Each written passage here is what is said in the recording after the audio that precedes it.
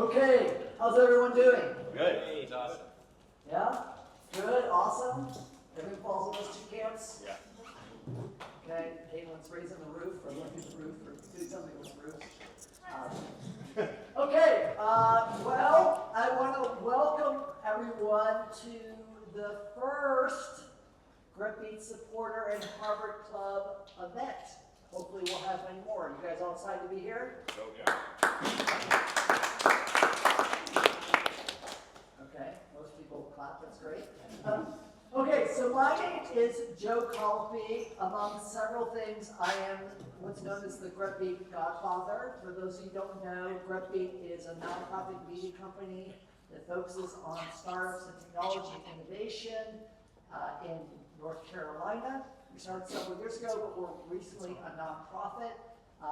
One of the things we started doing is in a la public media, public radio style, is starting to create special programs for folks that either buy a ticket or are Grit Beat supporters. So if you don't know about Grit Beat, we encourage you to check out gritbeat.com and spelled there. Also subscribe to the email newsletter, and if you feel you need to, we always appreciate any joiners to become Grit Beat supporters. But I'm actually wearing a dual hat over a real hat. I'm actually a Harvard graduate as well, and have been involved in the Harvard Club for many, many, many years. And it's great that working with the Harvard Club, we get to put together and work together on great events like this. You guys all excited about it? Yep. Okay. So without further ado, we're going to run through our program, but of course our organizer and host today is Grace Ohm. Let's hear it for Grace. So for those of you who don't know, Grace has many, many, many accomplishments. Grace is a graduate of MIT and Harvard Business School, and she started her career doing many things, particularly with consumer brands, such as Clorox, General Mills, spent most time at Bain, and all the cool places. Here in the Triangle, she's been involved in many startups, and very successful startups. In fact, I first got to know Grace in the late 90s when I was relatively new to North Carolina. I was going to business school at UNC, and she was an advisor for some practicum teams through Interactive Magic. And then later on, I started building a company called Bronto Software, but before it became anything, in fact, I was about to throw in the towel, I was like, I need to get a job. Or my wife told me, you need to get a job. And so one of my first calls was in March 2000, actually probably February 2000, was to Grace because she was leading marketing with a company startup called TogetherSoft that later got bought by Borland. And I was like, Grace, I said this differently because I was much younger. I said, I would like to interview for a job. And Grace said, great, let's set up a time. And in the ensuing few weeks between setting up the interview and supposedly having an interview, my little startup was starting to get some minuscule traction. And I said, thanks, Grace, but actually I want to give it a go. And then 15 years later, I sold it to Oracle for lots of money. So thank you, Grace, for being accommodating in all the situations. Beyond academics and amazing career, Grace actually is very much focused on performance, and this topic is right up her alley. And more recently is working on, or is very much a classically trained pianist, and has a Broadway performance. Is that correct? Oh, I had my debut a few weeks ago. Okay, a debut. So hopefully after this we have a little Q&A and hang out, and you guys can all ask her about that as well. So without further ado, let's give a big round of applause to Grace.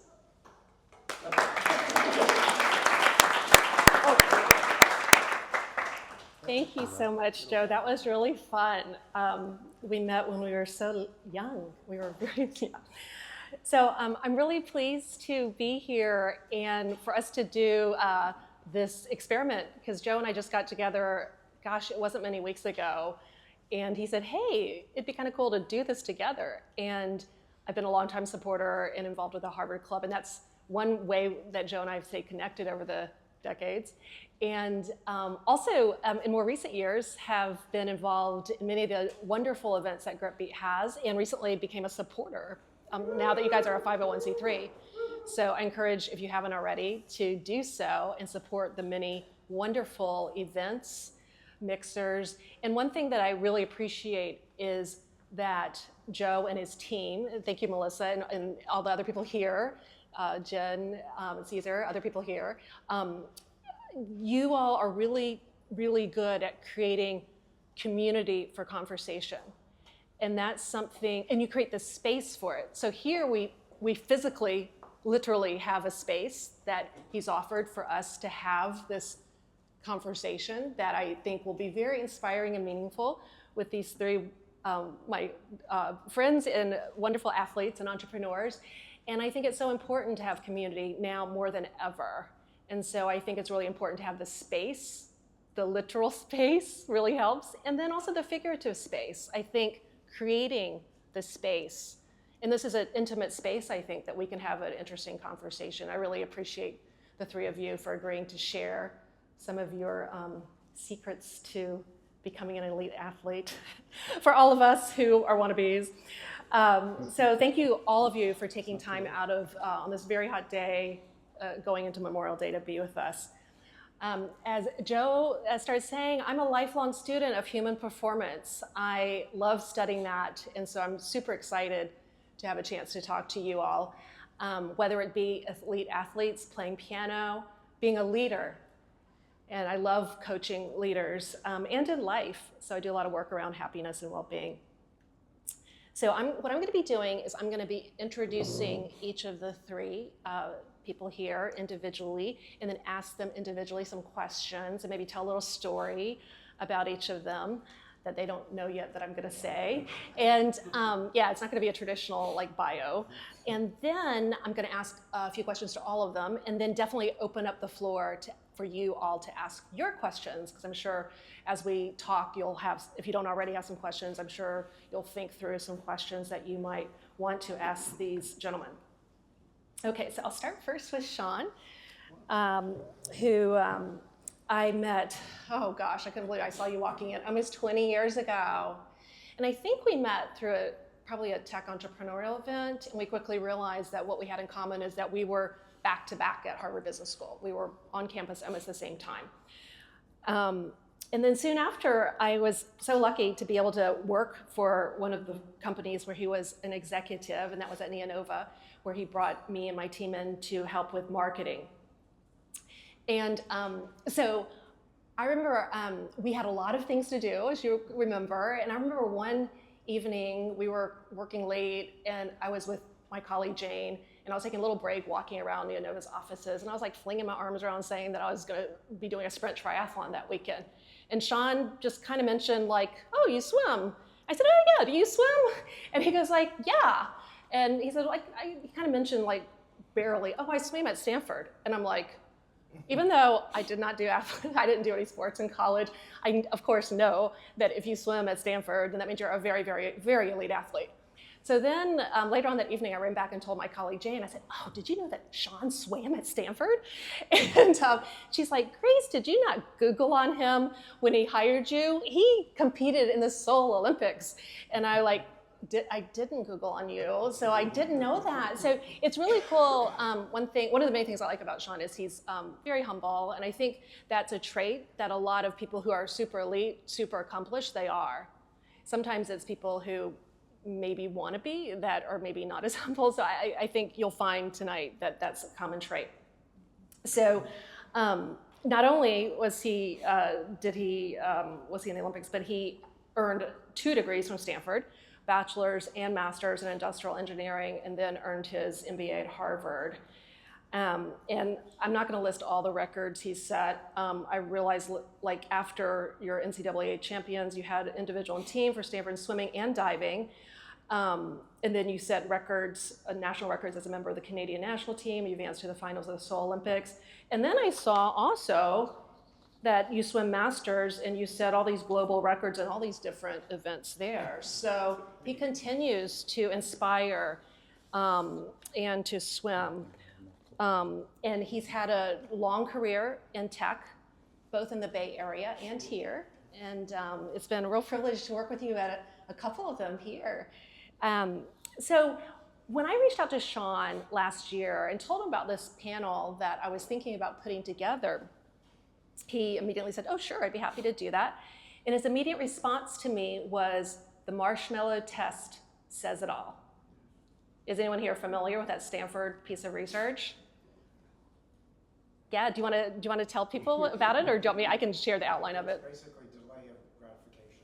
Yeah. Do you want you can have one marshmallow right now, or if you wait, you can have two marshmallows, something like that. And the idea was you could tell something about the child's ability to delay gratification by that, and then supposedly delay of gratification is a trait that carries on throughout your life in terms of success and things like that. Good, thank you. Yes. So it was exactly, it was a Stanford study done, and they tracked the individuals like later on in their lives, and exactly what you just said. So I'm really intrigued, Sean, because obviously you trained for so long. Can you tell us a little bit about, because you said that when I brought this up, maybe tell us about what that all means in your life, and tell us a little bit about your history there. Yeah, sure. Thank you, Grace. Appreciate that. Nice introduction. And thank you all for being here. Well, what Grace doesn't know is when she was asking me that question, the night before, I had read an article about the marshmallow test. So it was top of mind. And actually, I remembered I studied it in a Psych 101 class, right? You take these classes. I remember Zimbardo and the prison experiment. So this was another thing that you'd read, and I'd read this article about it the night before, and I was like, oh, this is swimming in a nutshell, right? And I think it's true with a lot of sports, but for me, I started swimming when I was 6, and I still swim, but not just for fun, not competing, but I competed for many years, and if I think about all the cycles, it's basically a huge delayed gratification. So you really just have to commit yourself to a process, and that process, whether it's something you manage or someone else manages, that process is something you have to commit to, and you're not going to get your marshmallow. Your marshmallow is your meal after practice or your next workout. So it is a really interesting phenomenon. And by the way, very accurate Dan on the study. For you, side note, for you Harvard folks, apparently that test is not so repeatable as research, but there's some socioeconomic aspects that make it not repeatable. But anyways, the concept still applies, right? Which is, you measure it in a 3 to 6 year old, but it's true really in any discipline. And it brings up the topic of nature versus nurture. These kids that they measured it in, was it nature that they were just that way, or was that nurtured? And I'm a strong believer, a little bit of both, but probably a lot more on the nurture side. Meaning that as an athlete, as a swimmer in particular, is I think one of the reasons I, had a chance to do well and progress at it is just, I was nurtured. There's no other way to say it, is I was put in a system that went from step to step to step that created improvement.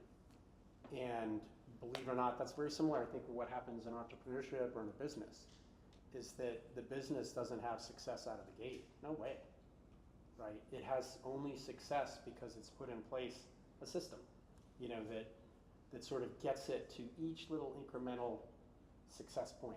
And one success point compounds to the next success point. And so that's how I think about, the marshmallow. When I thought about this analogy and I read it the night before, I spread it out and said, oh yeah, that's a great framework for how to think about at least the sport I was in, and then how it applies, to business too.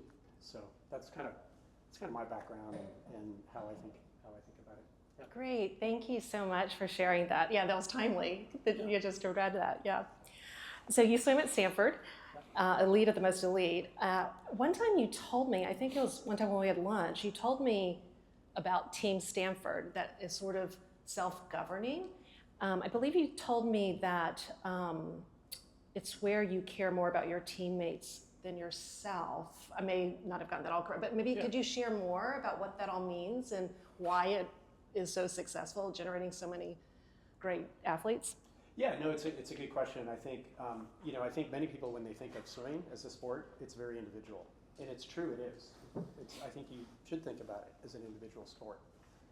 And as a young person growing up in swimming, it's not as much of a team sport like basketball or hockey, right? But when I came to the U.S. to swim on a college NCAA team, it was really unique.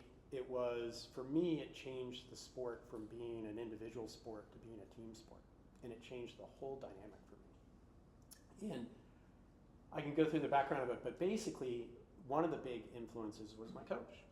My coach was a Vietnam Marine sniper, okay? And if you know the Marines, I didn't know the Marines, but I learned about the Marines through them, is one of the tenets of a Marine is, in their culture, is mission before self. Mission before self. And you can translate, self or mission in different ways, but what it basically meant, and what he taught us on the team, was that there's so much to be gained through your team members than there is just focusing on yourself. And it just so happened on the team, there were, world record holders on this team. I wasn't a world record holder, and I thought, wow, there's a lot to be gained and learned from these other individuals besides the coach. And it also had a philosophy associated with it that was much different than my prior coach. My prior coach was a very good coach, but he was the command and control coach. Autocrat. This is what you're going to do. You're going to do it. You're going to execute it. Don't think, just do. And I came into a new coaching environment that was completely different, almost 180. It was, you're going to think about it. You're going to think for yourself and make decisions now, and you're going to have a lot more influence in how you execute your program. And that was the philosophy of the team. And the team, as you asked the question about self-governance, the leadership in the team, as you come in, you're a freshman, and then you have a senior, and there's older folks who are more experienced than you, and you learn from them. And that there was a culture on that team that was very Marine-like, in the sense that it was all about the team and not about yourself. And not, I know there's other team sports for sure, and that those are, I'm sure, are some of the principles, but it wasn't for me. And oh my God, how empowering that was to learn, really commit to learning from others and recognizing that there was just so much to be learned, right? And again, I think that's transferable into business and to entrepreneurship, because when, whether in leadership or you're an executor, whatever your role is, there's just, there's such a capacity for generating, sort of positive outcome by creating the right belief system, like the Marines have a belief system, right? And I'm not a Marine, but I believed in having that belief system, that belief system was created. And when you buy into it and commit to it, it's very powerful. And part of the belief system is when everyone is lined up the same way on the belief system, there's a lot of shared power that can come from that. So it was pretty transformative for me to be in that environment. It was a big learning experience about, wow, when you're very individual focused, and now the potential and power from a team was unlimited, it felt like. So that was a big benefit. Great, Yeah. Thank you so much. We're going to circle back and talk about what you're doing now with your AI startup in a little bit, but thank you so much for sharing that. So next up, we have Tyler. And I cannot believe how many years ago it was that we met. It's been more than 2 decades, even longer than Sean. We met, almost 25 years ago. So he contacted me and asked me to do a strategic review of the marketing at his company, First Research. And that was one of my firm's first clients. And it was such a fun ride. We went through a lot together there. And also, not only did I witness some of your entrepreneurial journey, but also your affiliation with the Harvard Club, because he was one of our past presidents. I know that was something you we got you to voluntold you to do. So I think a long time, when I first met you, I think we might have been at a meal or something, and I think I might have asked you, because I noticed that you're quite tall, and I think I might have asked you if you ever played basketball. And you kind of casually said, oh, I play a little basketball. Okay, so I guess I should have known, because I think I did know you played professionally in Europe. So I figured, I think I knew a few data points, but then it was a couple of years ago, we were having lunch, maybe 1 or 2 years ago, we were having lunch, and we were catching up. It was a lot of fun to hear what you're up to. And I remember that evening I was talking to my partner in Boston and saying, oh, the interesting things I did that day. And I said, oh yeah, I had lunch with my friend Tyler Rullman. He played basketball at Harvard. And he looked you up. He did Google on you. And he said, oh, did you know that Tyler holds a record for you're like number 2 or number 3 top scorer of all history in front of Jeremy Lin? And I was like, I didn't know. And so Tyler, when I researched him, I want to say a little bit about this really fun article I read in the Crimson. The title is Meet Tyler Rullman, AKA the Man. Are your kids still here? Okay, yeah. They're back there. Have you guys read this? Oh, wow. Listen to this. Yeah, it's a very long article. I'll just read a little bit. Quite simply, it is Rullman who everyone is talking about this year in Harvard basketball circles. The 6'7", that's why I asked if you play basketball, Winthrop resident is the man, the big enchilada, the go-to guy, period. Harvard coach Frank Sullivan said he's our best player, our best worker, and our best student, and one of our best all-around kids. You name it, he's it. That's your dad. This is so cool. So after knowing you 23 years, I know all this stuff. Okay, and I get to embarrass you. And then he said, he also talked about how when they were electing team captain, that they were actually a little bit unsure because you're more understated than a lot of people. But You'll soon find out why. But they quickly realized it was the best decision they ever made because your teammates, I won't go through it all, but they just say all these wonderful, wonderful things about you. And what your coach said is he's a shy, introverted type of guy who works harder than anyone else on the team, and that's rare these days. So anyway, oh yeah, he says, I do want to say one more thing, sorry. When it comes down to it, Tyler's right contribution to this program won't be so much the number of wins he produced or the points he scored, but he holds a record in that. It will be the incredible example he set for future Harvard players.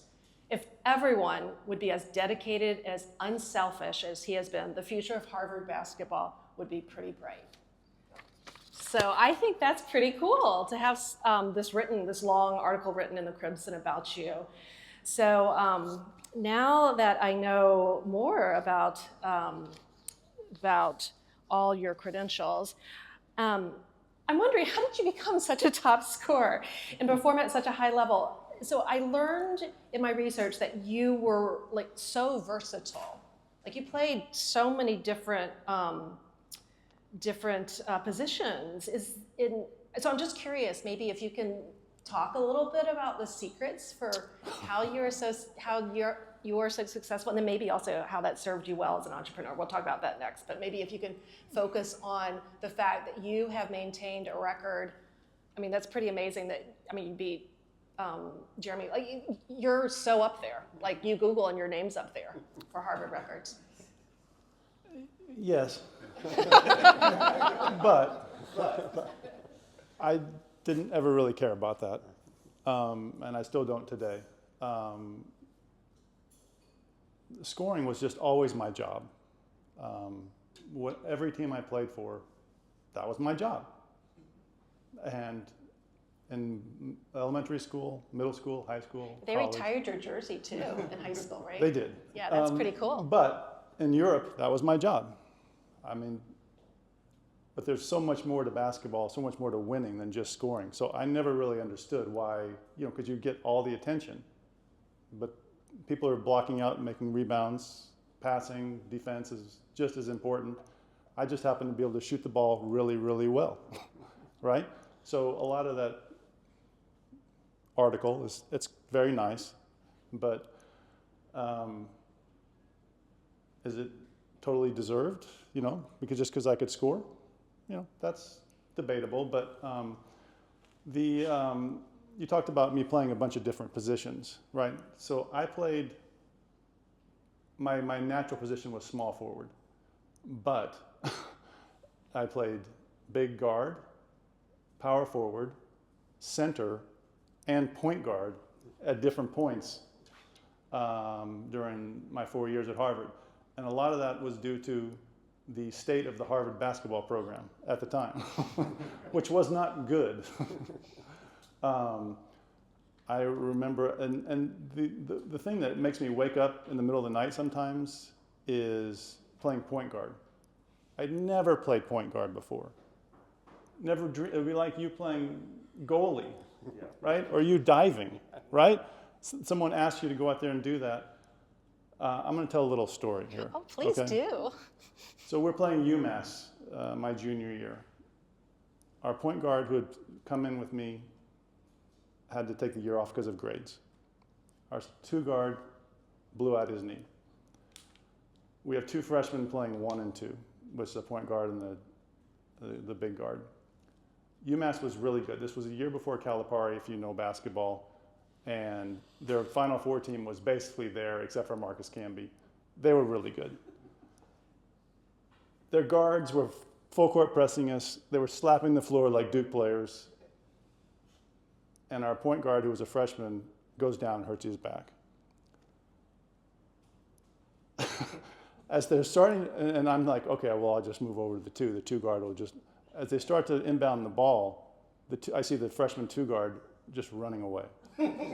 Just running his lane, and I'm there with the center, and he's about to hand me the ball. UMass is slapping the floor, licking their chops. You know, it's like really, this keeps me up at night. I mean, it wakes me up at the middle of the night sometimes. And it was not a great experience. But it's something you just have to work through. You have to go to practice every day. We had a horrible, horrible start to the season because that was one of our first games. I don't think we won a game until January. And that really taught me that not everything is going to work out, right? But you just have to keep plugging and keep working. And like Coach Sullivan said, and we had some better seasons, obviously, but this was a particularly difficult one. He said, Tyler's contribution will not necessarily be in the wins and losses. It'll be in the example that he set. And the example that I tried to set was, guys, I can't be your point guard. I'm going to try my best. I'm not going to get negative. I'm going to come into every day to practice and try to do the best that I can to help this team run. We may not have success this year, but we are going to do this in the right way, and we're going to hold our heads high. And we think we finished 6-20 that year, which was really hard because I'd never had a losing season before. But I learned a lot that year. And as we take this into the business and entrepreneurial world, and I'll talk about more about my software company, but when COVID hit, we had a software company that served restaurants, and that was not a good time to be a software company serving restaurants. Every day, hundreds of people for the first week were canceling their accounts. Just turn me off, turn me off, turn me off, turn me off. And that was kind of how I felt that day at UMass when they're slapping the floor, like there is nothing good's going to come of this, but you have to keep your head up and keep working through it and be strong for the, because we had a team of, engineers and stuff, and we're like, guys, we'll get through this. Just hang with us. And, that lesson that I learned that day at UMass, really helped. And we had another ransomware attack 2 years later that just keep on coming. So you just have to keep your head up and keep working through the issues. But yeah, that's how I played point guard, which I should never have played point guard. It was not a pretty sight. But I did play a lot of different positions and Coach Sullivan thinks I did okay, but I'm not sure that I actually did. Did okay put in that position. How else can I? Yeah, thank you so much for sharing that story. That's great. Yeah, so you started talking a little bit about Schedulefly, your company. And you started alluding to how some of the maybe failures that you learned, the difficult times, maybe helped you with your team. Can you tell us a little bit more about how your experience in sports, and I believe you still actively play basketball, how that's helped you as an entrepreneur in building businesses? Sure. I want to go back to like when I was a kid and playing basketball, and this is, if you see two kids rolling their eyes, you know why. But I talk to them every day about whether you're building a business or you're building your skills in a sport. It's like building a castle, okay? And you want to build a huge, tall castle with turrets and all kinds of fancy stuff, but you can only build one brick a day. No matter what you do, you can't build more than one brick a day. And if you decide, I'm just not going to do it today, I'm tired and I don't want to do it, you'll never get that chance for that day to put that brick on the castle, right? And your castle won't be as high as it could be. So when I was a kid, every single day I worked, I shot, I lifted, I went to the track at the local high school and ran stairs, did everything I could because I knew, I just had something inside of me that said, there's just a very, very limited time for me to do this. And it's really between 13 and 17, and you can start earlier like you did, but I didn't. 13 and 17, you got those years and that's it. And if you don't make it to college, it's over. It's over. And I just had something inside of me that said, and I didn't use this analogy of the castle, but I just knew every day I had to do something. And it's the curve is almost imperceptible. Just like when you're at a business, Schedulefly, the first year, we maybe had 50 customers. When you're charging $30 a month, that's not a whole lot, right? But we were just getting another one, slowly over time, building that castle. That's the same kind of framework that I had. Imperceptible on a daily basis, progress turns into something very nice after a decade, because I spent 17 years at Schedulefly. Wow. Yeah, so the castle eroded during COVID. The tide came in a little bit, but that's the kind of thought process that I went through slowly. You can't even see the progress, but then one day you're out there shooting and everything's going in, and one day the customers start rolling in just through word of mouth, and that's what you're shooting for. But you have to stay with it. You can't give up too early, in both sports and business. Mm-hmm. And you exited last year, is that correct? Yeah. How did you decide to do that? 17 years is a long time to do anything. I had built my life in 4-year increments, high school, college, overseas playing in Europe, first research, and then 17 years at Schedulefly. We were approached by a number of private equity firms, and one of our junior partners said, give me the chance to match what they're doing. And we were like, yeah, we'll give you that chance. And we decided to move on and try some new things, because just get bored after a while. Not that it's boring, but you want a new experience every once in a while. Yeah. Thank you so much for sharing that story. So Tim, so let me just say, the two things I want to say. One, I'm glad that you can't Google anything about my hockey career, you won't find anything. But the other thing, the other record Tyler holds is I was playing basketball with him in his driveway, and he set the record for most block shots on another grown man in his Sorry, Grace. So I haven't known Tim as long, but I've known you for a long time. I think we met over a decade ago, I'm thinking. Yeah. Close to that, yeah. Yeah, so it isn't the 2+ decades, but you're also a little bit younger than us. But yeah, so I met through the tech community, And then more recently, I think it was a few years ago, I really connected even more with you because I realized that you are a psychology major at Harvard, and I realized that he studied under my main teacher in happiness studies, Talvin Shahar, who launched the happiness course at Harvard. That was how many years? That was like 17, it was a number of years ago. Yeah, it was one of the first classes that I took was probably, I guess it was probably 2006, 2007, something like that. Yeah, so, and we actually had an interview with him and another student of his, Adriana, who has served on the board of the Harvard Club. And one thing really stood out to me in that interview, I don't know if you remember, you talked about how the impact of Tal's course and how it, you were thinking about starting your youth hockey. So I think it's really neat that he actually started a business out of his love for hockey. And in that interview, I don't know if you remember, you said that it wasn't really all about hockey, it was about building self-esteem. Could you talk a little bit about, you were an entrepreneur straight out of Harvard, and a little bit about that journey? And then I'd love to learn about Take Up to Now, because I think you just closed a fund, and maybe talk a little bit about, Tim's a managing partner of Co-Founders Capital, and that's, I know, has its challenges. Sure, I'll get the sports piece out of the way real quick, just so we can move on. So I grew up around here playing ice hockey. So I don't know how many of you are Raleigh natives or been around for a while. So in the 1990s, there was a minor league hockey team called the Raleigh Ice Caps that I used to go to over in Dorton Arena. That was my entry into hockey. I started playing in Raleigh, North Carolina in 1991. I was 6 years old. There was not a lot of ice. There was not a lot of anything around here. I eventually went to board, so I had to leave if I wanted to, try to get to college and play.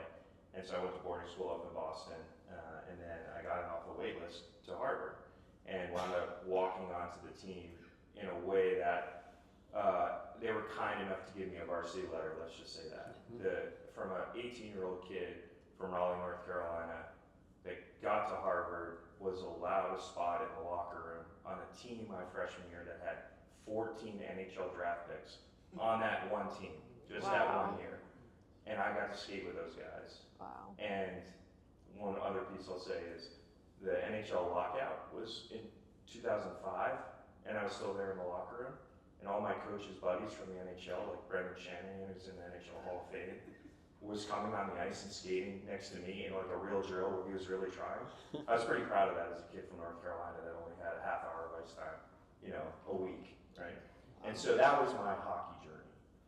And so I experienced everything from being the top scorer on the Southeast U.S. team when I was 13 to the youngest captain in prep school, at my prep school in their history, to being an absolute nobody at Harvard. And I think having those levels of where you needed to be and how you needed to play on a team really shaped not only how I think about business in the business world, but how I think about the next generation of training kids and the next generation of what sports can actually mean and playing their role. And I have a real perspective on that. So that's the sports background. But every summer, I would run hockey camps. So I would run hockey camps across the country, and I was good at it. I was at the point, I was never good enough at a sport where I could just do it. I had to work at it, and I had to think about the mechanics and go through the process, and people would teach me and break it down. And that gave me a perspective of how other people learned. And so when I got to the point of working with young kids, it wasn't just shoot harder or just skate faster. It was like the little things that they could actually do to kind of build those bricks, right? Here's how you need to flex a stick. Here's how you need to push your leg. And building on that over and over again to get it better. So I was teaching all the hockey camps, and I was good at it, and it was very fulfilling. I could see the self-esteem of the kids building over time. And I had gotten to the point where I realized that hockey, for me, was just a tool to get all of these other things that I got in my life through boarding school, through Harvard, through everything else, because I loved hockey and I was working at it. And so my point for them was, if they build self-esteem and they just can be better a little bit, more comfortable in the locker room, do all this stuff, it's going to make them a better person in their life, and that was fulfilling to me if I could see that evolution. So in 2008, when I was graduating, I had a decision to make. Did I go through the iBanking process, or did I go to the consulting firms, or do what all my roommates were doing? Like in 2008, all my roommates were going to this company called Lehman Brothers that was giving them massive signing bonuses and huge salaries. But then they thought I was crazy for going and starting a hockey training company in Raleigh, North Carolina. Well, 6 months later, none of them had jobs. and I had just built a facility and had my first customers and was doing that. So that was kind of the hockey, the journey. Now hockey took me into that. And I can pause there, but the fast forward was we built that business and I sold it back to my partner in 2014. And the best part about that decision, selling it to somebody that cared about the business and everything, is it's still there, it's still running. And now my 9 and 5-year-olds go to that program. Oh, And I'm just cool. sitting in the stands. The people we hired who brought talent in from out of the country that just became U.S. citizens, like when we hired them back in 2010, and like just seeing that evolution, seeing my kids on the ice, and knowing that we built that program and curriculum is incredibly fulfilling. So I don't know if I answered any of your questions.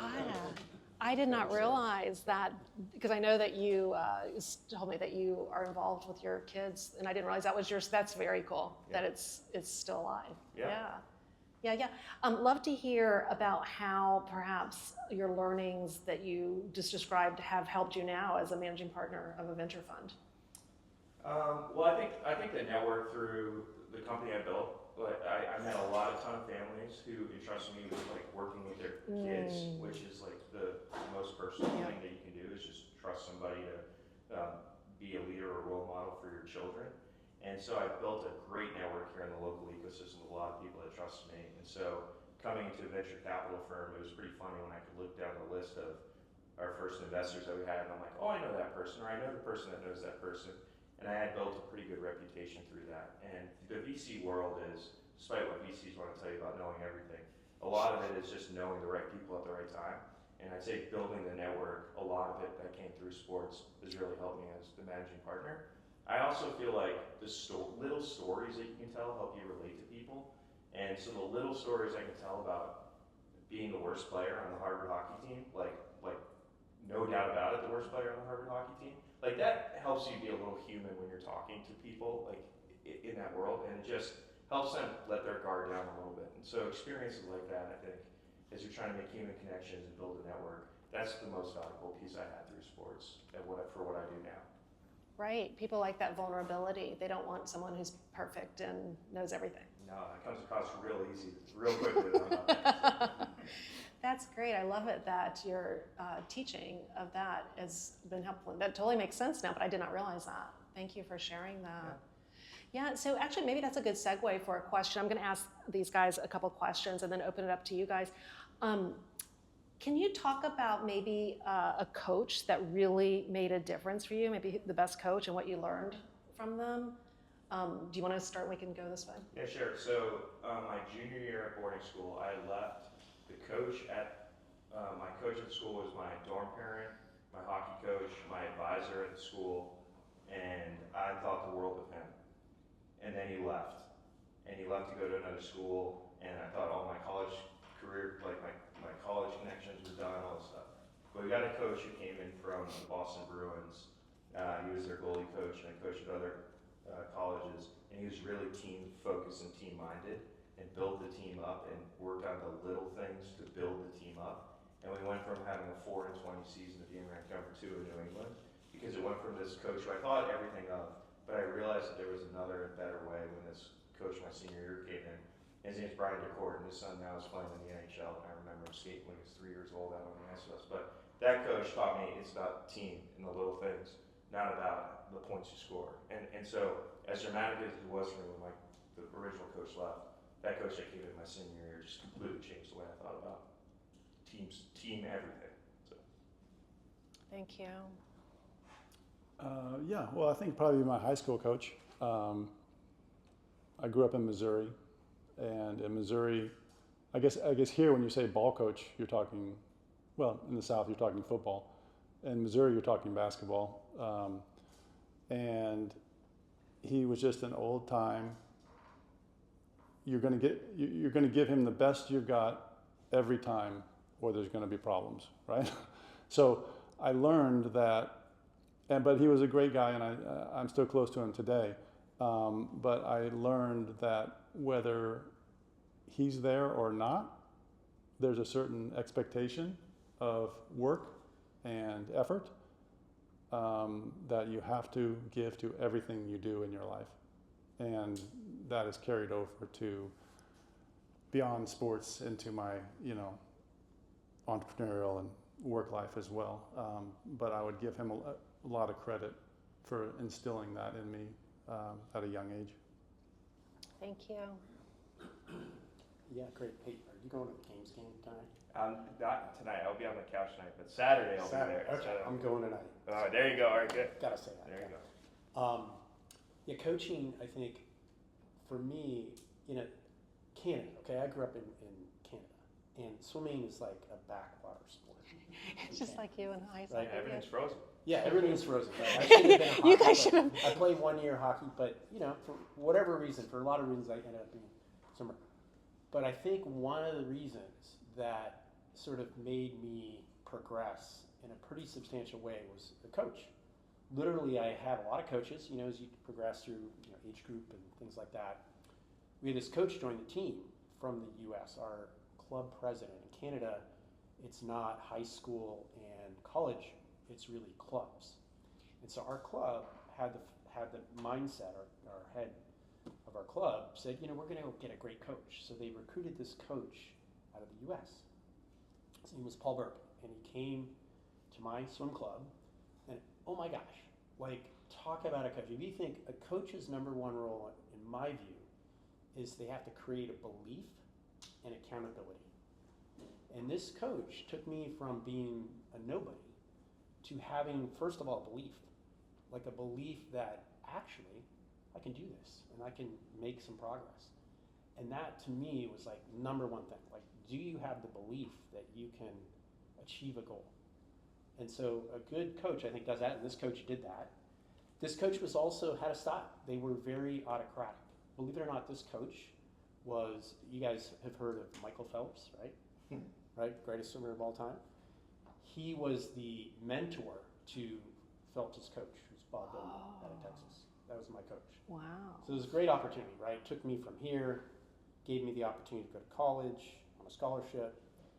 And then I went, as I mentioned earlier, to another environment that was a 180 coach, like a completely different coach, had a different process, but also had the same philosophy of belief and accountability. And those are the two sort of threads that connected the two coaches who were much different, but were that coach, the second coach, was the right coach for me at the time, like to take me from where I was as in that level coming out, I guess, at high school and then going into college. So it's just like, I think coaching, and it translates to business from a leadership perspective, whether you're working with a leadership team or you're in a leadership capacity, the number one thing you have to communicate is belief. Like, does your team have belief, right? That's what sort of is a key element, and then is there accountability to that? And that's kind of, those are the things I learned. It's like, okay, I'm going to carry, I think I carried those things forward. How old were you when that U.S. coach came and became your coach? I think 16. Oh. Yeah. So, 16. by then though, you were already, everyone recognized that you were really, really fast, or? I would say no. I mean, at 16, believe it or not, I was a very late mature, so I was kind of a nobody at 16. And really? it took me Okay. until about 20 to get to be like at a world-class level. Oh, wow. So That's yeah. interesting. So it took. So and he that's- really changed. Like he really, that was a pivotal point. Yeah, this and fellow. that's why I resonate with both of your conversations. I mean, I was not a good swimmer. And what helped was really my analogy is very much like the brick analogy in our coach. I love these simple things you can tell your kid, right? And the analogy was popcorn. That every day you show up to work out and you're adding a kernel to the container. And you can't notice it over a week, like the container is not much fuller, right? But over a month, you can notice a little bit, and then over a season, you built, so it's that every little day you have to show up and get something out of it. And I think it's, in a business, it's similar, right? It's hard to see, you called it the slope of the line, it's hard to see that slope of the line. So you have to have a belief that, the things that you're doing, and choose the right things too, but that what you're doing is actually going to contribute, because the payoff, the marshmallow, isn't for a long time. Right. I think what you're saying is so true for so many things in life, right? So good things that are in life, it takes Yeah. just like Tyler was saying, he went out there and did all those things every day. Yeah. It takes a little bit every day. Thank you so much for sharing that. Next, maybe starting with you, Sean, about how sports remains a through line in your life, and I'd like to hear a little bit about your startup, what you're doing, and maybe if you can answer that question too about what you're doing, because I know you had the injury because, or maybe you can talk about swimming and also your startup, and then you guys can talk about basketball and hockey, how it impacts you right now. Yeah, well, I kept, as I moved into the business world, and had a family, had kids, I had much less time for any sport or activity. But I kept swimming a little bit because I really enjoy it. It's like a Zen thing. You get in the water and it's like, you just tune out, and it really is for mental health. So I've continued to do it. Unfortunately, my shoulders have given out. I've had surgeries and things like that, and so it's an overuse thing. So I've got to, find substitutes to do it. But there are substitutes, so that's a good thing. But when it comes to the business, so one of the things I sort of think about, and you explained I was an engineer, a lot of the process of, my training as an engineer or even swimming, the dashboard we all use in a business, for me in swimming was the pace clock. That was my dashboard. I looked at it and was like, oh, not so good.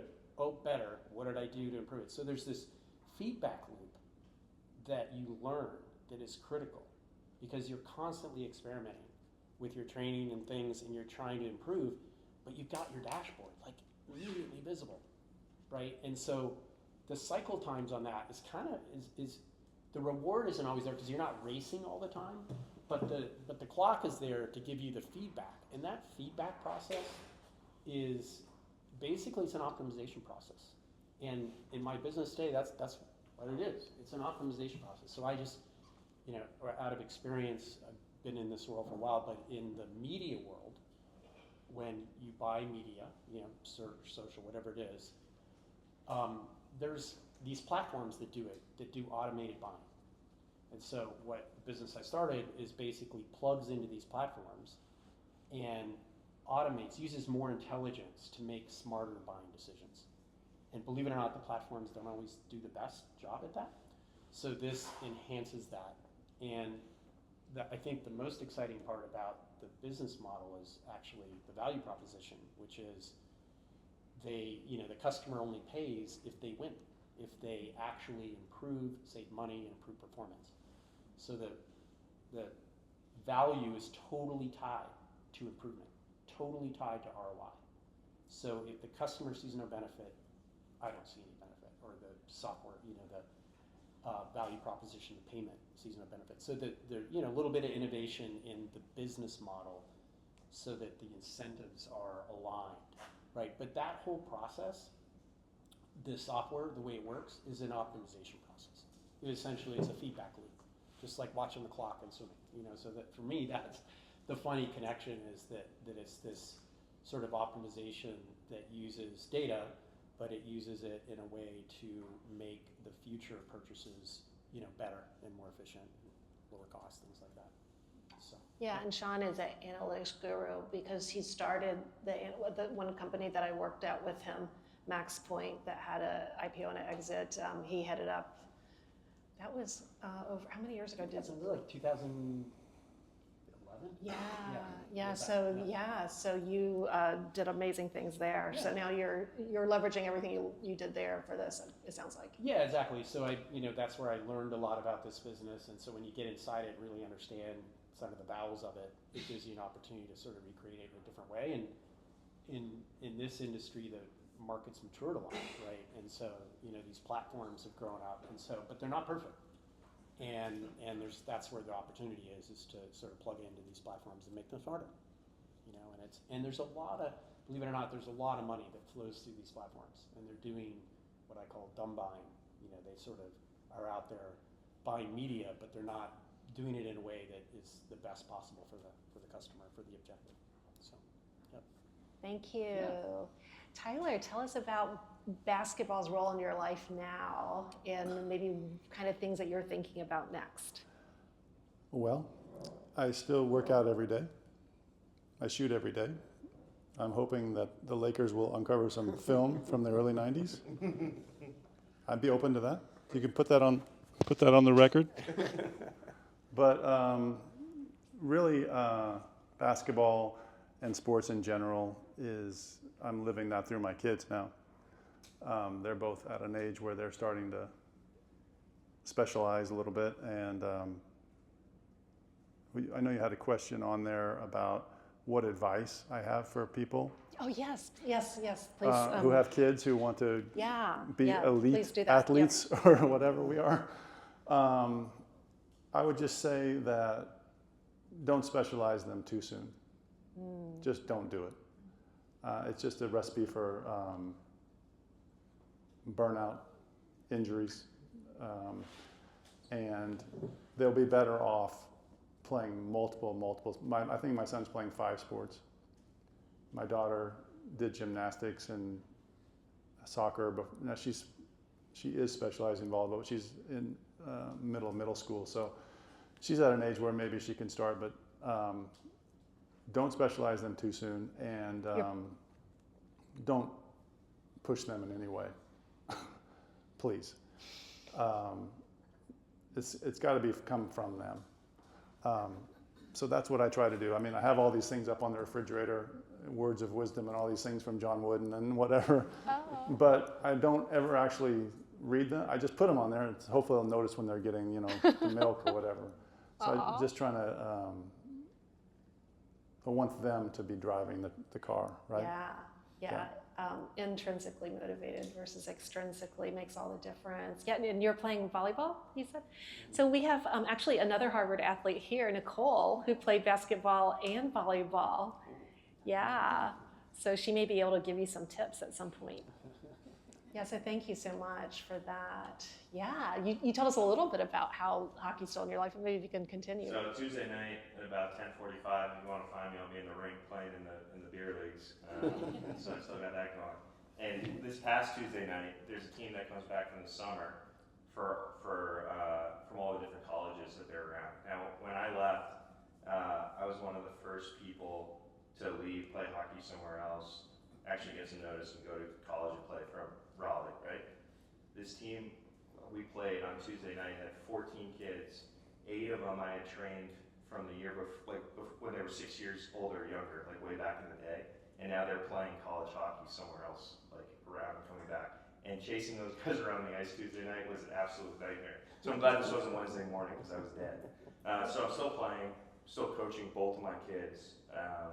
One is on the Junior Hurricanes 9U team, which I'm coaching next year. But I have a very interesting perspective on how they can advance and all that stuff. So I'm still expanding the network, I would say, through sports, through the men's league teams, through my kids' youth sports, getting to know more and more people. And that's important, that network you're creating. And so what I do now, just to touch on it, because we have done so, managing partner of Co-Founders Capital, we're investing in early stage B2B software companies. We've raised about $125 million over the last 10 years, deployed about $100 million into early stage technology companies, created a lot of generational wealth, helped create by investing for a lot of entrepreneurs in the local ecosystem, which is now creating a flywheel effect, I think, here around here, and good partners like Primordial and like Jurassic and Joe, what everybody, Jen, and everybody's created here. It's been a great ecosystem to do that in, so that's what we're doing now. So hockey's still very much a big part of my life. Expanding the network, sports has always been a natural way for me to do that. And I think that's important for what I'm doing today. Wonderful, thank you so much. Well, I have more questions I could ask, but I want to make sure that we open it up for questions from the audience. Yes, thank you.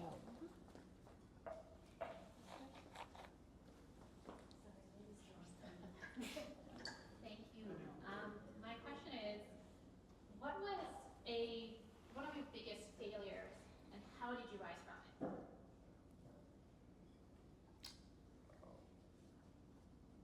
Like sports related? Sure.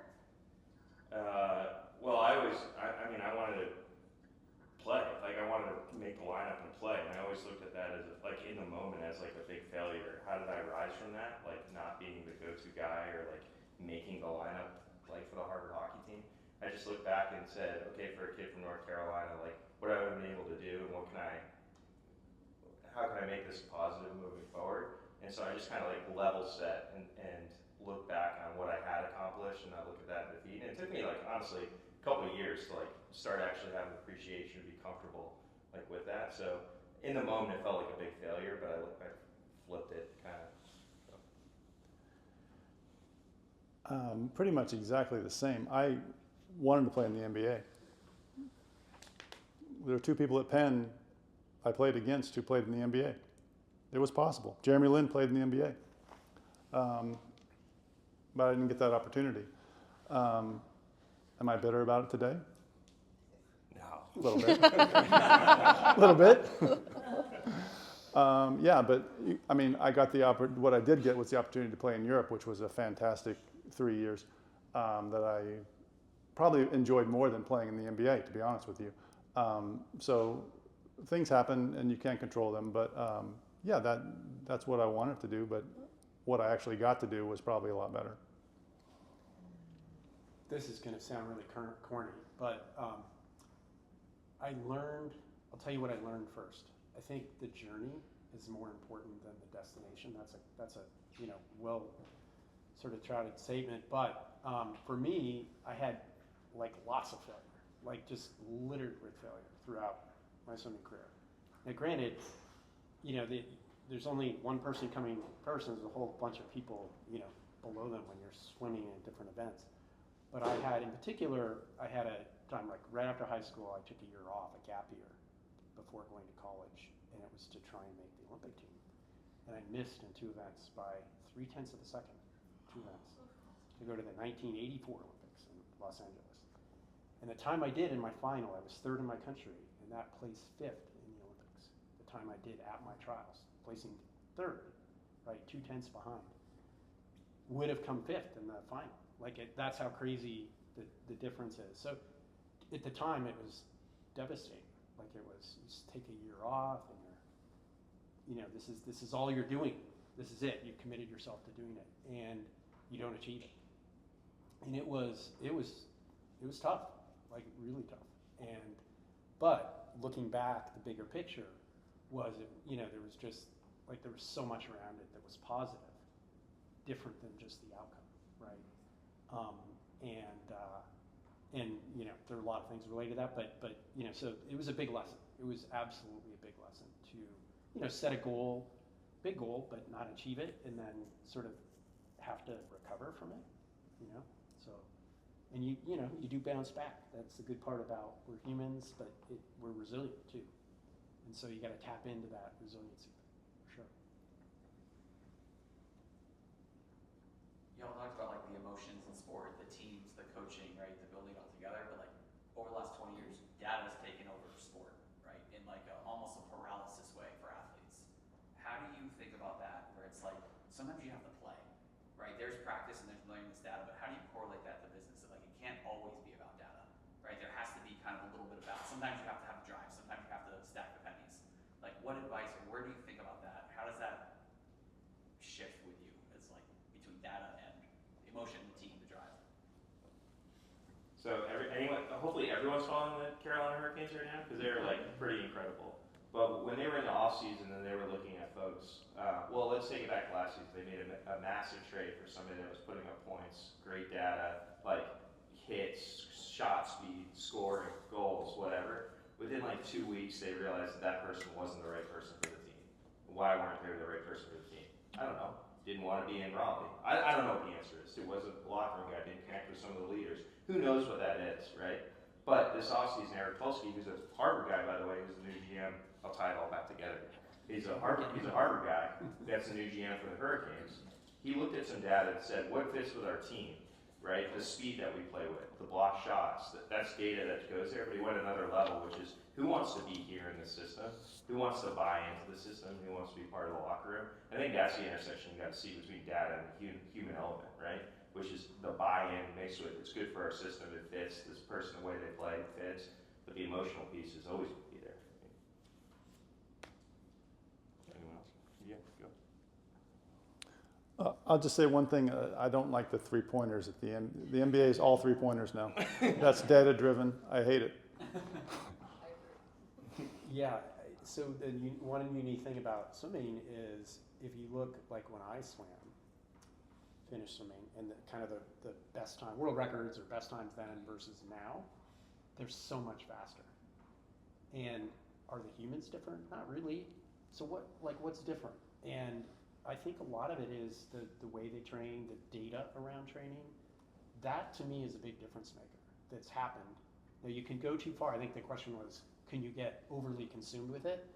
Absolutely, you can. And so you have to, I think, watch that. But it's hard for me to explain why, like in my NCAA event, it's almost 10 seconds faster on a minute and like 45 seconds. So it's like, 10 seconds faster, whatever that percent is. It's a huge percent, right? And so in 30 years, how does that happen?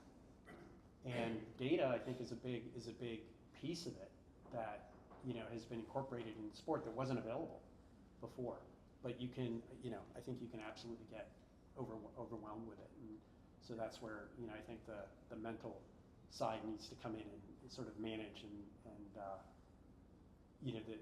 needs to sort of, you to focus on the fundamentals, right? And not get too drawn down into a rabbit hole.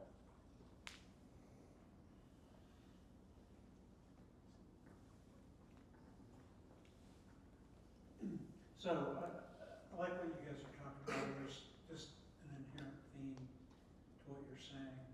And it seems like you're almost kind of giving us a course on how to live with the struggle, right?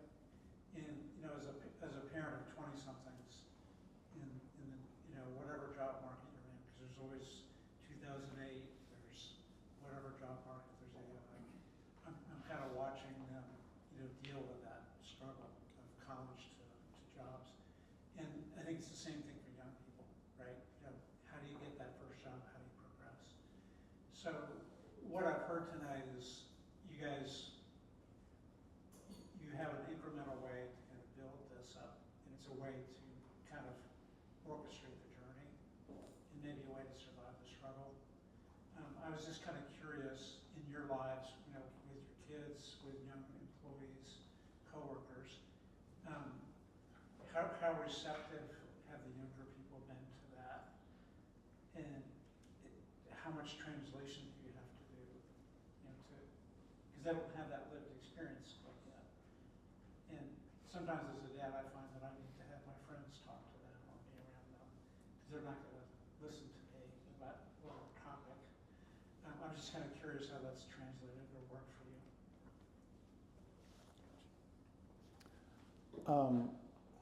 Well, my kids just left. So, yeah. So my son, who's younger, he's 11, he doesn't get that incremental. He doesn't understand it yet. My daughter's just starting to. So I don't know, and she's 13. That was about the same time that the switch flipped for me, that I needed to start building this castle, right? But my son, no matter what I say to him, he's off doing something else. He's doing nothing constructive, right? So, and he says, "Oh, I'll do it," but he never does. I have a feeling that the switch will flip for him in another couple years, but I don't know for sure. So I don't know what the answer is to, I don't know if there's anything that I did to flip her switch. Like you were saying, nature versus nurture. I just think something inside her said, I need to go. There's a sign on the refrigerator that says jump rope, right? Because I think that's the best thing that young kids can do when they're just starting out. And she goes out there and she jumps ropes every day. My son never does. When he does, he hits himself. You can hear him scream. And he's just not coordinated yet, so he just doesn't do it. But I think something, and I guess I'm nurturing that by putting that sign up there. But nature has to take over at some point and get him out there. Can I piggyback that? Yeah. So you said something earlier. I think that concept of it has to come from yourself. Mm. I'm a strong believer in that. like as a parent, my kids are older now, I got a 29 and a 25-year-old.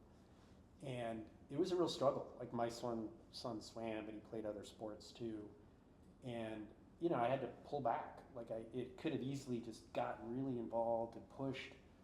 But I remember, like, my parents didn't do that, and I turned out okay. And I think my belief is that's part of the problem. They have to struggle. Like, and if there's too much hand-holding and pushing, and that's not the struggle. Like, the struggle is good. The struggle is good. It's painful to watch as a parent. Painful. But you have to, I think, I at least had to have this mental sort of get over it. Like, that's part of, like, not, you still have to love them and all that, you know, other stuff, but just, it's okay to struggle. And sure, you can help on, you know, post the right signs for them, but you can't do it for them. You know, you can give them guidance, but, so that's I think the hard part is figuring out where that line is and figuring out, and even in a business setting, right? You can dictate everything, like, but you can't be in every meeting. You can't be in every discussion. So you really have to, you know, rely on a system and have people that, you know, can believe and execute, you know, the system that you've built so that it's replicable and scalable, not that you're there everywhere and you're managing it, because it's not going to happen. I think the kids are the same way. That's my belief. Two points I want to put up here, which is, especially when I'm working with young kids or young employees or young workers in some of our portfolio companies, employees in some of our portfolio companies, you do have to understand that what the biggest deal is in their day, like the biggest stressor that they have or what they're dealing with, it's still the biggest thing in their day. And even if it wouldn't even be on your radar because you're dealing with so much bigger stuff because now you're a real professional and have all these problems on your plate, you still have that moment that stresses you out because it's the most important thing in your day or the biggest struggle in your day. And that's the same feeling that person has about whatever they are. So being totally dismissive of some of the challenges that either young kids that are growing up in sports, for example, or employees in your organization are having, I think you have to meet them with the understanding that this is a big deal to them, right? And so when I had to just cut, which is ridiculous for 9-year-old hockey, all these kids from like a team, I couldn't just be like, you know, don't worry about it. It's youth hockey. It doesn't really matter. It's the biggest thing in their day or in their year, and you have to go into that conversation with that understanding. The second part I would say, and this really I had a hard time in business school, was this instant gratification of signing bonus, starting salary, right? And so when you're talking to your kids about employment or people about jobs that they want, everything's about what am I going to be doing tomorrow? How much am I going to be getting paid? What's my title going to be? And I've been able to take the mindset of where do I want to be 5 or 10 years from now? What do I look like then? And then how do I back into it, right?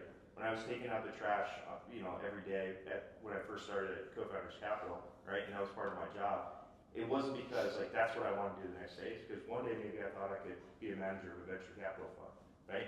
And so you look at that vision and you kind of work towards what you're doing then. And I don't know. I think that's a good way to kind of. We should be talking to students more about that, which is what's your 5-year, 10-year net worth instead of what's your starting salary, right? Stuff like that. Yeah. Thank you. I have the next one, but I'm an athlete too. I am a track runner, and I just graduated. And this question is kind of more directed towards like athletics, but I have some like trouble. I want to keep running, but I don't like. I'm not competing anymore, and I feel like almost sort of lost in like wanting to continue and wanting to keep running, but it feels like it's hard to. It just feels sort of lost without having that goal of like when I have this race that I'm training for, or like something specific in a specific goal. So I wanted to ask if you guys had any similar experiences and like any advice, and just in general, if you feel like you don't, if you've ever felt like you didn't have a specific goal, but you wanted to continue to work towards something, like a way to navigate that. Him saying this is more of an athletic question means I should give up the mic. I would say that I felt like that after I came back from Europe for last season and went to Silicon Valley and started working. There'd always been basketball, and then there wasn't. So it was a difficult adjustment a little bit, you know. And I played basketball. I would suggest You know, what I did is I worked at Oracle, was my first job, and we started an Oracle basketball team. And we played the JUCOs around the Bay Area. And that was not professional basketball, but it was a lot of fun. And if you can do something, and maybe you aren't competing at a high level, but if you're competing, you can get those same feelings and the same accomplishment. That's what I would suggest, is just keep going. I mean, you don't have to do it, you know, at the Olympics, right? Everybody times out at a different time, but you can always do it in your spare time. And you know, there's the North Carolina State Games. There's all kinds of things you can do and keep competing. And at the end of the day, it's a lot of the same feelings that you can achieve. Yeah. No, that's good. Yeah. You're still shooting baskets. I'm still shooting baskets. Yeah, there you go. I'm an old man. All right. I'm still shooting baskets and having a lot of fun doing it.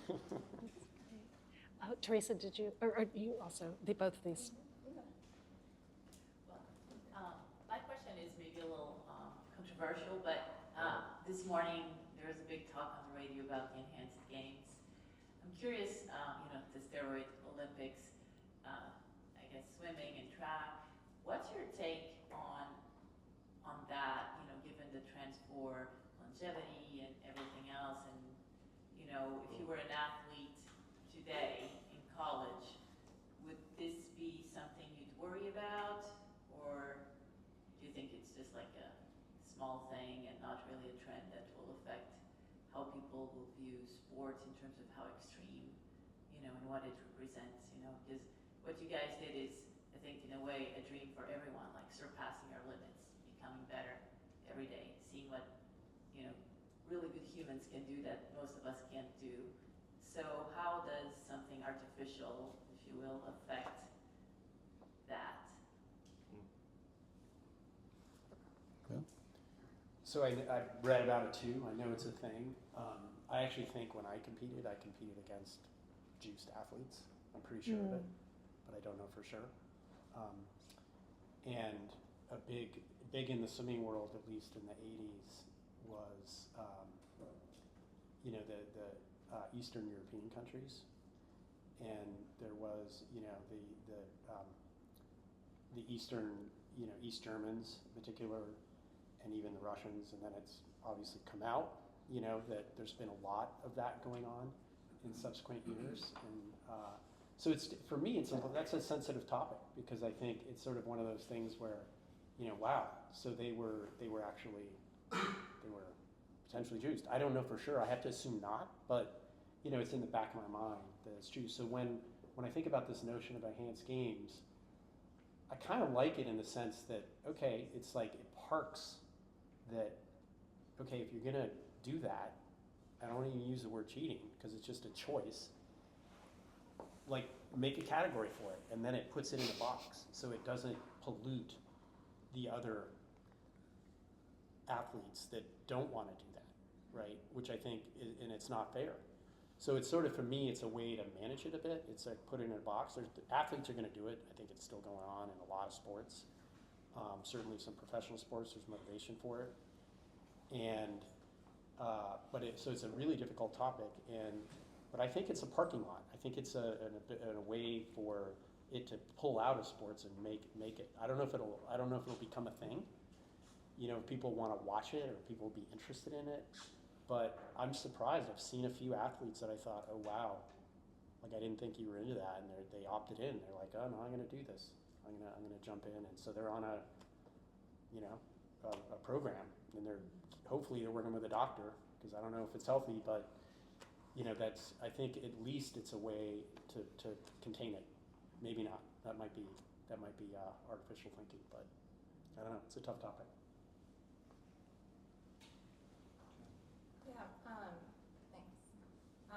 What advice would you give someone, a young adult, or maybe it's not a young adult, but you know, you talked about nature versus nurture and optimization.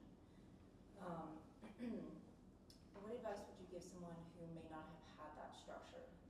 So what I see the pattern is that sports presents a way of having like structure and dedication and commitment. but maybe your upbringing or childhood didn't allow for that type of structure. What advice would you give someone who's seeking that out?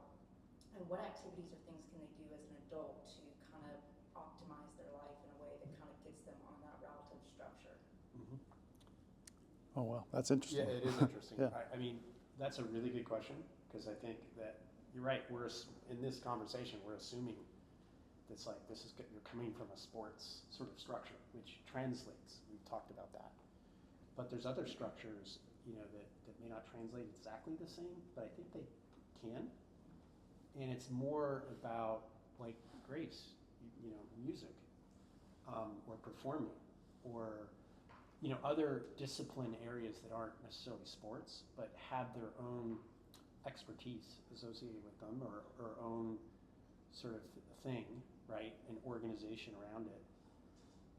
If there isn't that organization, then it's more difficult. You have to create, I think, the systems, I'll call it the systems for lack of a better word, but the structure around it that can provide the environment for that. I won't even call it optimization, but the sort of the feedback loop, the way to get the feedback that, and tighten the feedback loop. I think that's the other, is like, how do you create a feedback loop that is giving you information that can say, I can improve on that.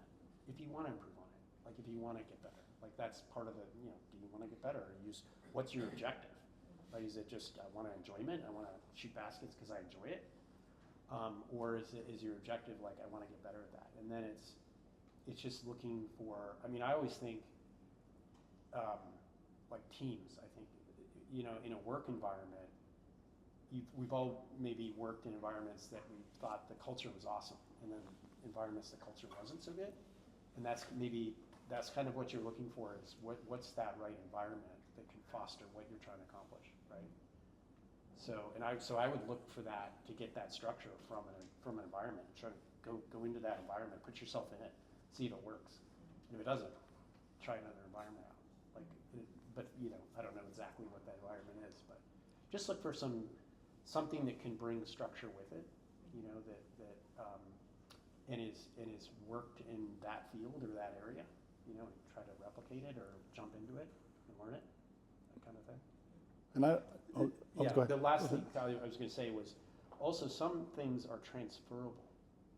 So look for something that's transferable. In other words, it might be a really good system or structure here that has the properties that would apply into your area.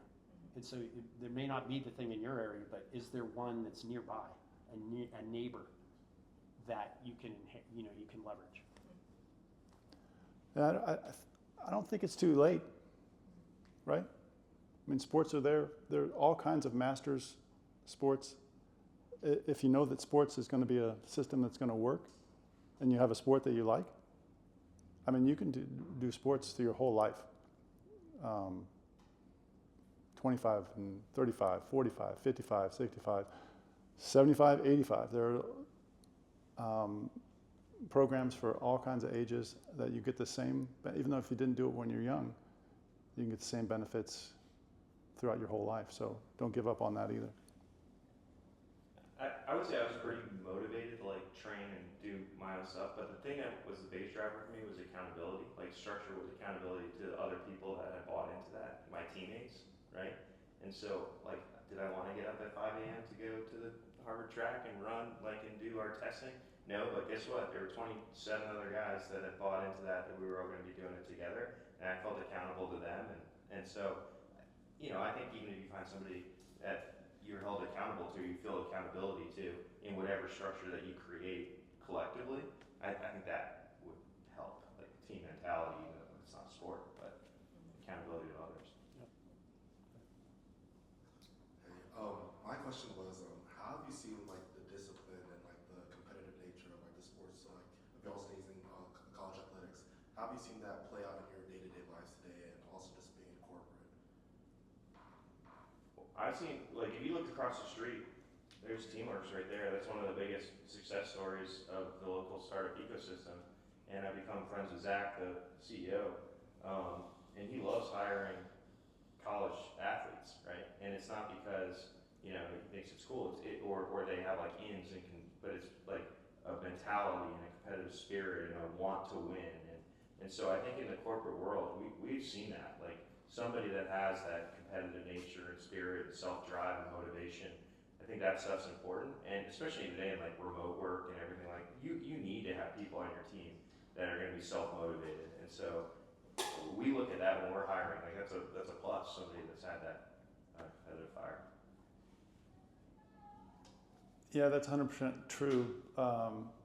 My family hates to play board games with me. Right? Because I'm going for blood. So it stays with you. It never leaves you. The competitiveness, right?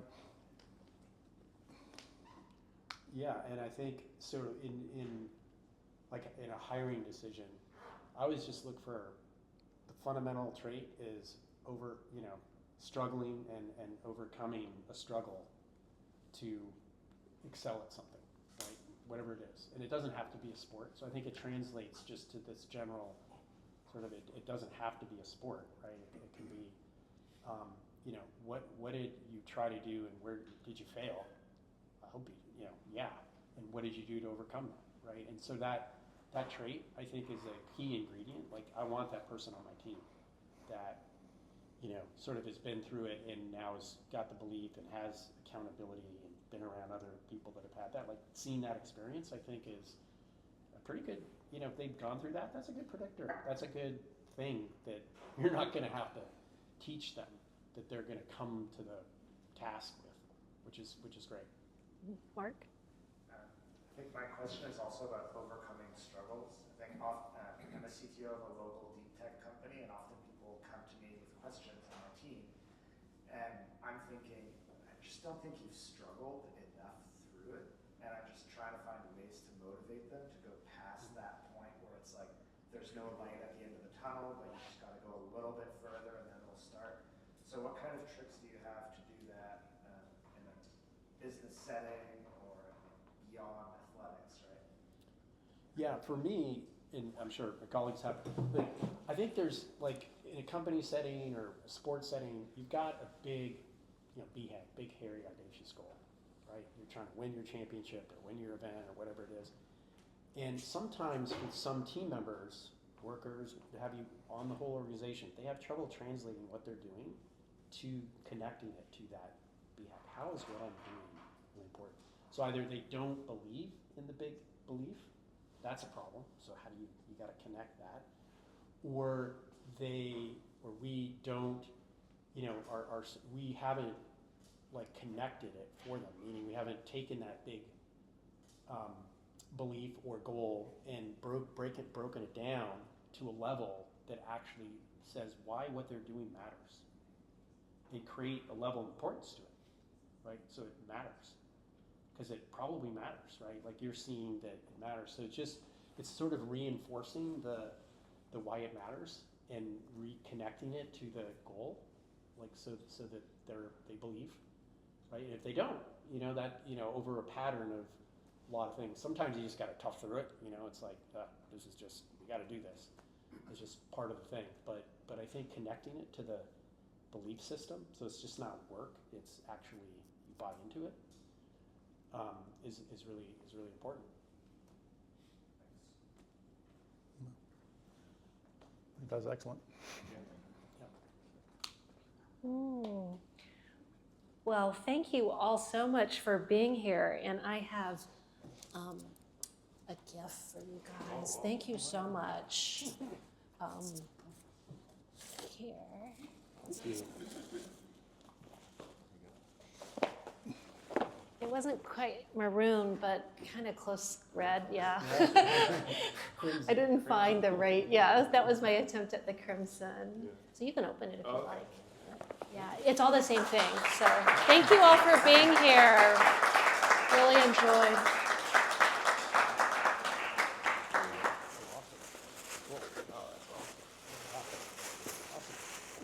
Oh, very nice. Thank you so much. It was awesome. all those things I wanted to know about you, because we never talked about your whole I mean, we talked about swimming, but not like that, or his, yeah. Great questions. Yeah, I so enjoyed it. I mean, just gotta get through it, man. Just gotta get and then go home. So let's give another round of applause for our wonderful panelists. Thank you for doing the heavy lifting for us. We're thrilled to have you all. Hopefully we'll see you at more I'll be prepping watching the events Knicks game tonight. in Philly or with Harvard. Hopefully we have a Harvard Club member as well. All right. So anyone want to do the final gong? For which one? You do?